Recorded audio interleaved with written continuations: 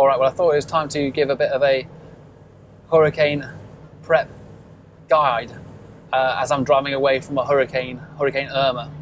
Now, this is obviously specific to Hurricane IRMA, but it's true for every hurricane that comes along. And we're going to give you the top 10 tips for preparing for a hurricane. Tip 1.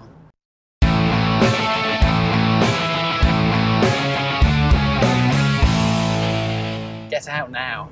Okay, we're 2 days before landfall. We just came out of the south of Miami, and already it's crowded. If I show you what we're sat in right now, you'll see that we're hardly moving. So the longer you leave it, the longer it's going to take to get out, and the more hectic it's going to be. And I know in Florida you're used to saying, well, the hurricane comes, you just go to the other coast. If it hits the west coast, you go to the east. If it hits the east, you go to the west. It's not like that with Hurricane IRMA. It's huge. To give British people, I'm British, to give British people an idea of scale, because we just think a storm's something small in England, to give an idea of scale, it's the size of UK and Ireland put together, or the size of France, the whole country of France. To give Americans an idea of scale, it can cover 5 states in one go. Michigan, Pennsylvania, West Virginia, Kentucky, and North Carolina. You can't run from east to west coast anymore in Florida, not for Hurricane IRMA. It's going to come up the whole center. If it comes up the center, the fastest rotating part, will be over the whole of Florida. And we're talking about wind speeds here.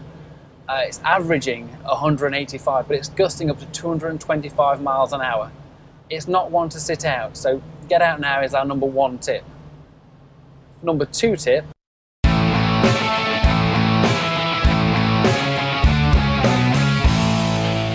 Our second tip is to get water. The human body can last many days without food, like lots, 40 no problem. But it can only last 3 days without water. So you need water, and people fight over water in these sort of situations. And there's huge queues and things like that. So don't really look for water, but look for water in unconventional places. A good example of this is we went to the service station, and we were going to go to the supermarket next door, but the supermarket had very, very long lines out into the car park, everywhere. It's just so long lines. Yet we walked into the service station and picked up 6 gallons, no problem whatsoever. And all they were queuing for was water, and we just walked in and got 6 gallons and walked back out again, because they were looking in the same place as everybody else looking. So a good place to look is service stations, corner shops, things like that, because people are just looking at buying bulk. But you can buy bulk at a corner shop. It just costs you a few dollars more. And I'd rather have water and have time than have dollars. And so that's our number 2 tip. Get water and get it from unconventional places. Our third tip .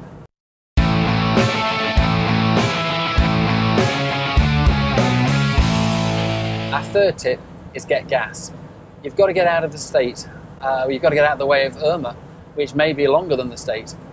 And so you need gas to do that. So never let your fuel go below half a tank. Just keep it filled up, because there's large queues at the moment. Some service stations have no queues, some have large queues. Just whenever you stop, fill it up. And that leads us to the other one as well, because while you're at the service station, it's a great place to get water, like we talked about before, and also our 4th tip.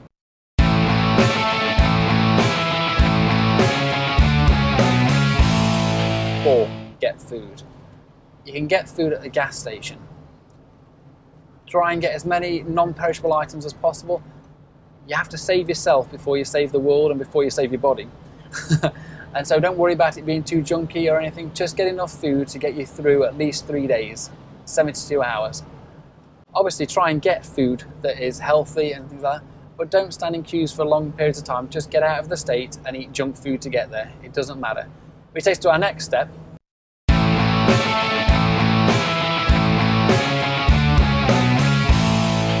Our next step is eat junk food, believe it or not, because you may have your food storage, your non-perishable items and everything stored in your car, but you don't want to be using them because they're there to protect you for later on when you need them, when the food's run out. And so it's a great excuse. Get to eat junk food and not feel guilty about it. So if you stop at a drive-through, just eat what you want, because that's food that's not going to take away from your stored food that you need to save for later on. So it's not often you can say eat junk food guilt-free, but you can in a hurricane.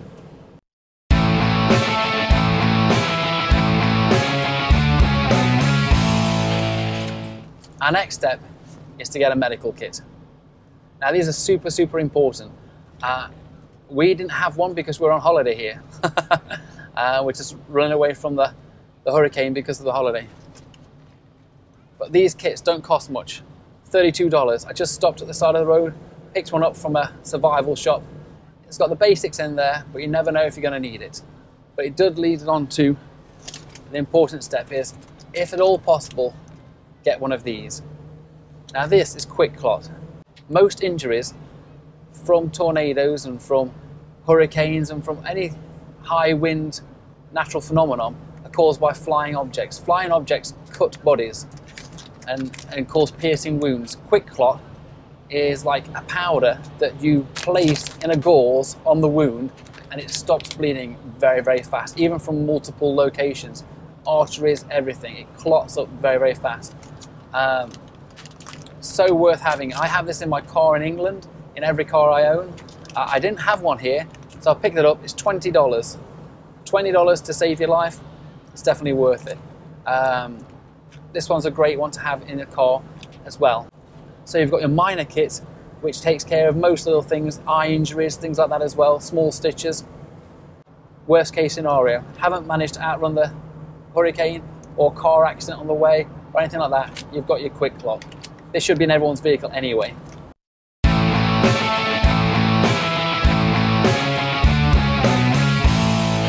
Our next tip is share the driving. It's going to take a lot longer to get anywhere because of all the people around here. And you're not really outrunning the hurricane, which you should be able to do, but you're trying to outrun the people because they clog everything up. And you want to get ahead of the crowd. We're ahead of the crowd now, but it's still really congested. So that's why we should follow the advice to get out now. But if you can share the drive, it means you can keep moving forward. And the other person should sleep whenever possible so that you can keep driving, keep moving forward. It's a bit hard if you have children. I've got a motorhome full of children right now. My own, not random ones.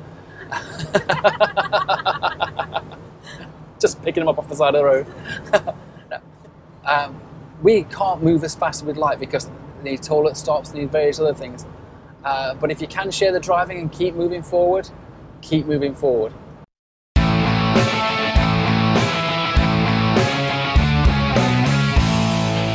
Our next tip is a controversial one, so you might like this. I'm sure you can call me names and things like that in the comments. But this is just my personal view. I'm British, so we don't usually have things like weapons. We're not allowed to carry handguns. We don't have handguns in the UK. They're all banned or anything like that. But if you can, get a weapon. The reason being is hurricanes and natural disasters bring out the best in people, but they also bring out the worst in people, especially as you get closer to the landfall, close to that time where the hurricane hits the land. People panic and panic and panic, and that's when fights break out and people try and steal things. I'd rather have a weapon and not have to use it than not have a weapon and want to use one. And you may think, well, you're British, you can't have a handgun or anything like that, and most Americans have a handgun if you're British, if that's what you think. We just actually went through a county where 90% of people have a concealed handgun. But there's some really interesting statistics about this. I can't get a handgun. My wife's American, she could get a handgun, but we haven't got one. But we have got access to kitchen knives. We have kitchen knives, we're in a motorhome. And most gun interactions, most gun fights happen within 6 feet of each other. Okay? I think it's about 90%, and then it goes up to 95% happen within 15 feet, and then nearly 100% happen within 21 feet of each other. And it takes 2 seconds to draw a gun and fire it. But an average human can cover 21 feet in 1.5 seconds. So if we have an average fight and someone pulls a gun, I've got more than enough time to run over and stab them. I know you're going to argue about this, but that's what the statistics say from the National Rifle Association and things like that. So having a knife's not the worst thing in the world. And I've done Krav Maga for 10 years, and they always say a knife is far more dangerous than a gun. The reason being, if the gun's not pointed at you, it's not going to hurt you. Whereas a knife has both sides and a point, and so if it's not pointed at you, it can still hurt you. And so it's very important to not get fixated on handguns or anything like that, but also to be able to have a weapon of some kind if it's needed. I'd rather have one, like I say, and not have to use it. I'm a very peaceful person. I go to church, don't want to use it, but it's nice to have one.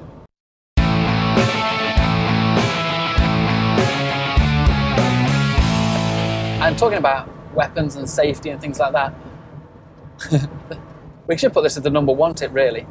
We've just driven 5 miles, and in those 5 miles, we've seen 3 accidents.